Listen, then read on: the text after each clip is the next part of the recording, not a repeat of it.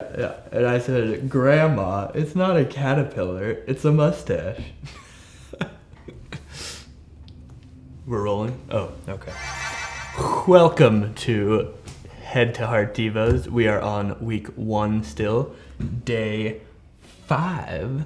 We're going to be looking at another awesome passage, so let me open that. We're going to be looking at Luke 1:57-66. This passage is defining and describing when John the Baptist was born, and it's another cool little prophetic moment, and we get to see the significance, really the power of who this baby's going to be.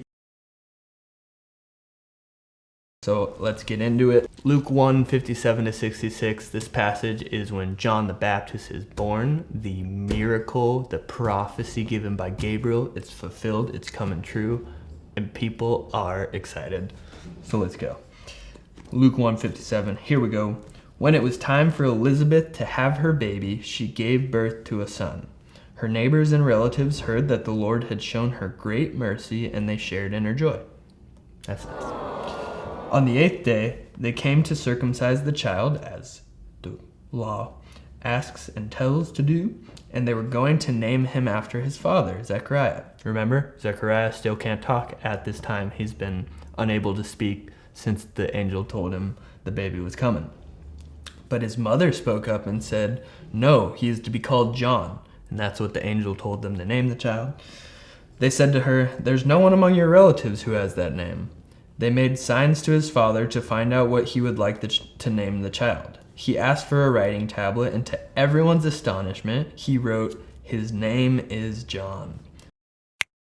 Boom. Immediately his mouth was opened and his tongue was loosed, and that he began to speak, praising God.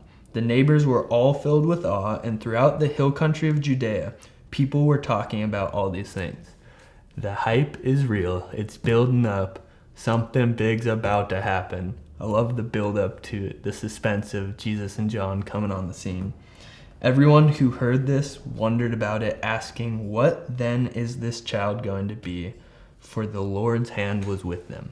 People recognized that God was at work, and that's the purpose of this. That's the purpose of this building in. It's, hey, God's at work. He's doing something. Take note of it. All right, so the reflection question for today is really cool to see God at work in the lives of these people here. And I believe that God's at work in each of our lives. So my question for you is this: how would you recognize God being at work in your life? How would you see him moving? How would you recognize, whoa, this is God at work in my life?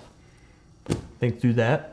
A good prayer point for you today is this thought of maybe you don't see God at work in your life, maybe you do, but take the time to pray and to thank him for the things he's currently doing. Think about all the things you've been provided with that God has given you. He's at work, he is moving, so thank him for that, and maybe ask him, God, help me be more attentive, more able to recognize when you are on the move in my life.